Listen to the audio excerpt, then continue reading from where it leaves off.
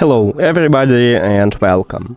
In this video I'm going to show you how to change tips for your earbuds EDIFIER NeoDots.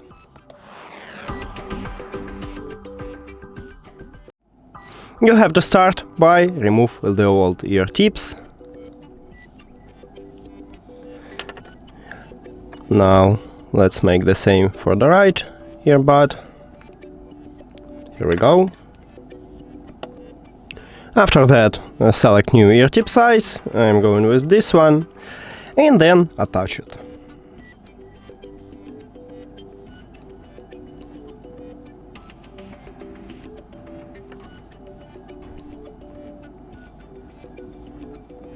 Here we go, and the right one.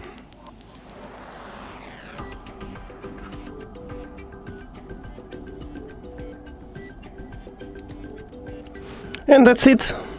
Thank you for watching this video. If you found it helpful, please consider subscribing to the channel and leave the like on the video. See you later!